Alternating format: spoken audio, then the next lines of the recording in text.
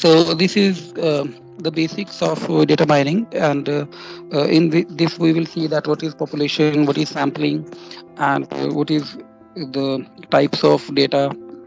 And like we know that there are so many types of data, how to identify different types of data, and how to categorize basically different type of data. This is useful while doing theory attempt of the solving of questions, and also it is helpful while you are doing practicals and you are analyzing the sort of data.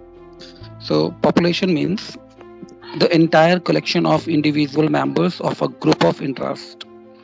You can see this is indicated by a crowded population. This population word is used in the data mining as well as it is. And second thing is sample. Sample is a subset of a population drawn to enable inferences to the population. I repeat, sample is a subset of a population. So why basically we need the concept of population and sampling? Because if we want to do any study of a data or anything like that, so we need data to be simulated of entire population. Suppose if I want to um, find out the eating habits of Faridabad or Delhi people, so I am supposed to collect the data from each individual and to get the choices of each individual, and based on that choices I should conclude what are the eating habits of Delhi or Faridabad peoples. So just a moment. Uh,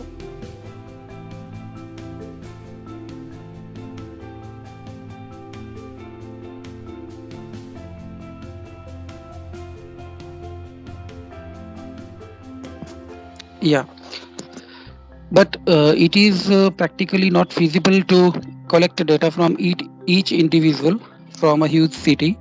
So how I can pursue my study then?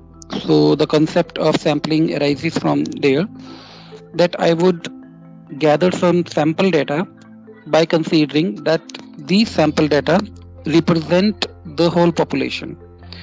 So whatever decision will be made on these sample of data will be considered that the entire population is having. If we simulate the data on the entire population, we would get the same results.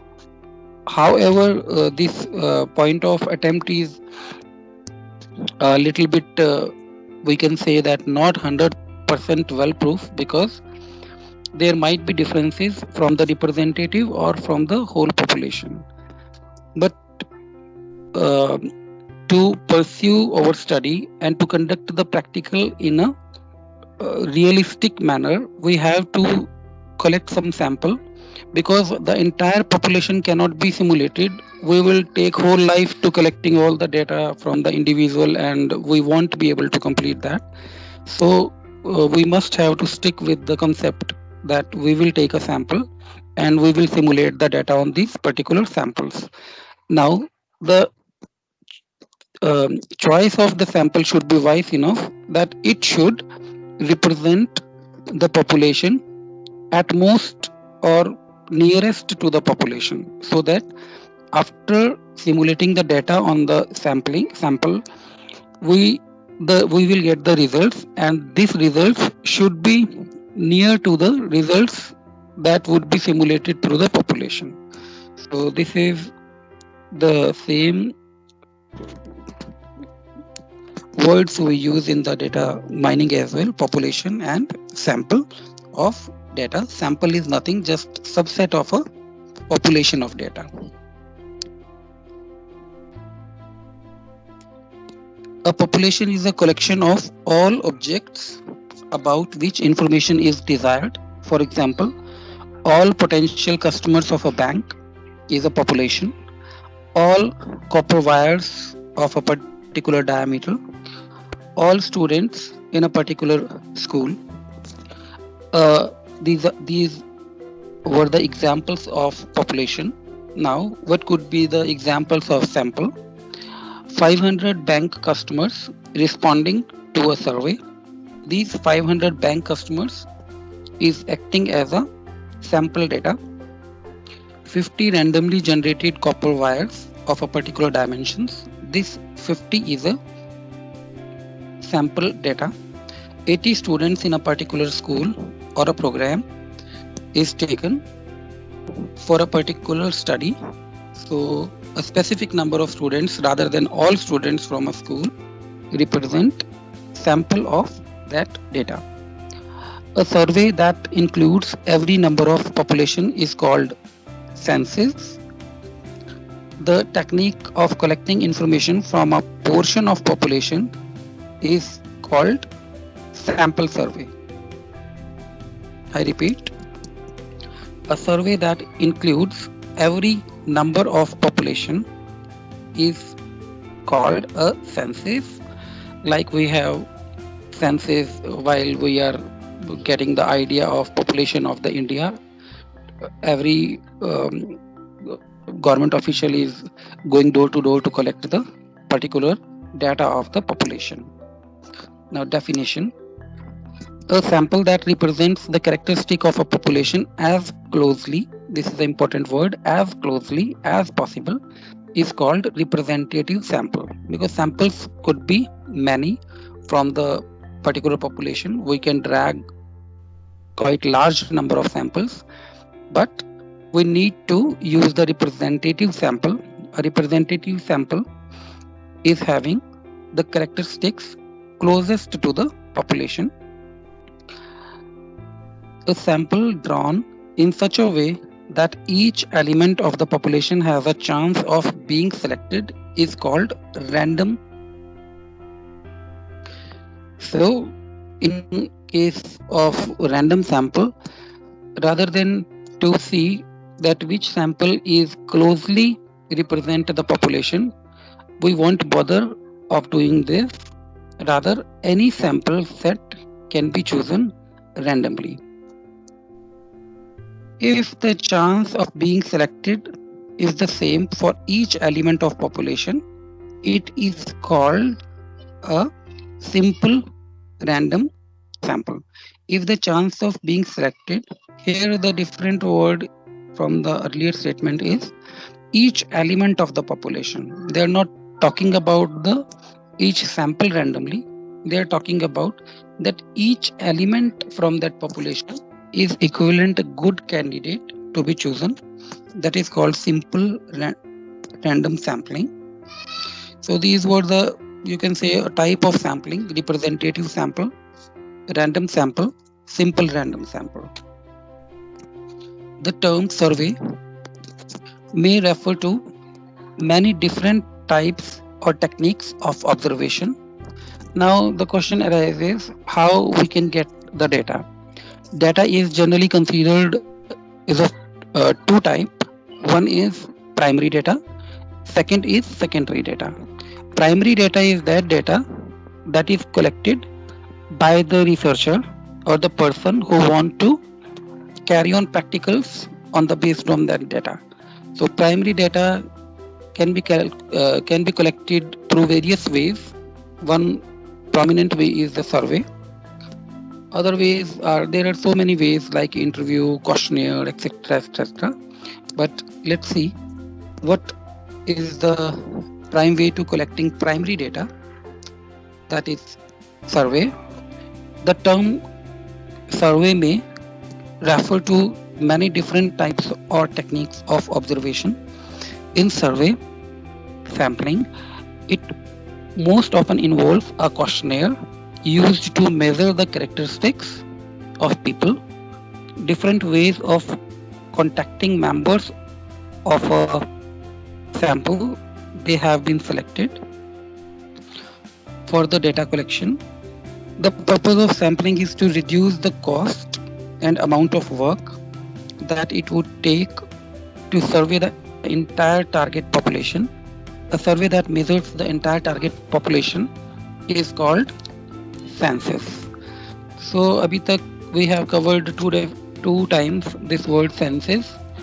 So You can attempt it in short answer also in theory.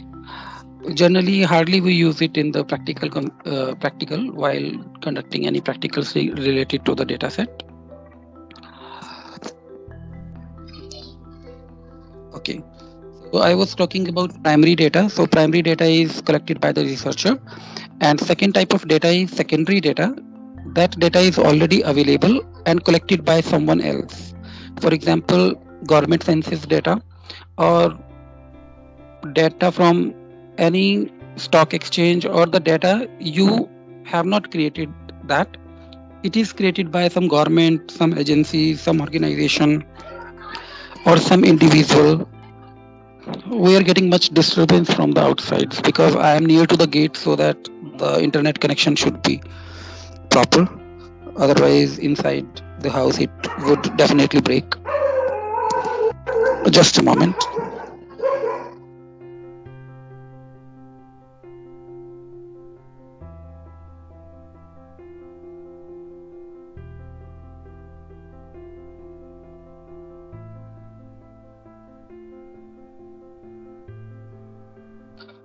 Okay, so secondary data is the data we didn't create. We are using someone else's data.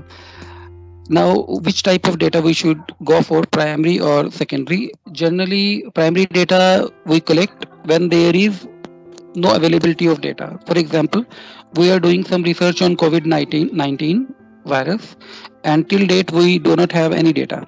But honestly, till date we are having much data. So if we use already built-in data, that means we are using the secondary data.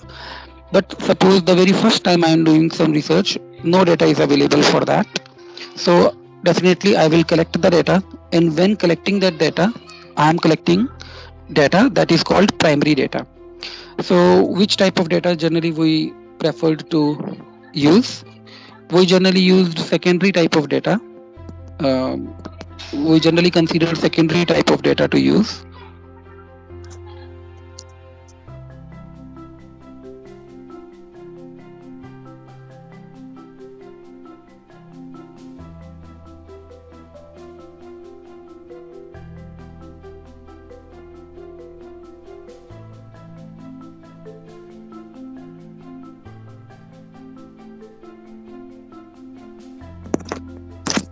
Okay, why we consider or why we prefer secondary data to use? Because the reproduction of results are easy. For example, there is data set available in the Kaggle or some other website available in the web, and I am using the data, and I am doing some simulation. I am doing some research or practical to conduct any particular research, and for that, what would happen if I am communicating the result to a community? That means much disturbance is there from outside.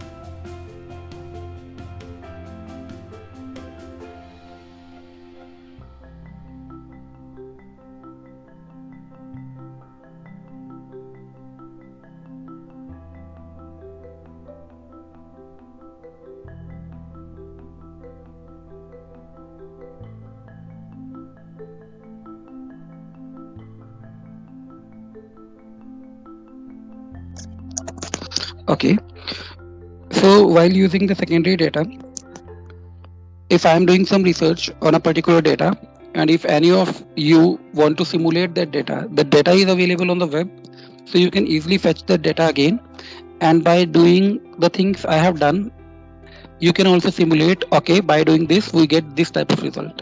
But primary data is generally available to the researcher only, so it is a good ethical practice. If you have primary data gathered yourself, you should communicate that data to some open web repository, so that anybody else can use that data and can simulate your results. And definitely, as you have collected that data, the credit is goes to you for collection of that data, and whoever is using that data, that will mention your name, that I am taking data from, I'm using data that is created primarily by this person. So that is an additive advantage.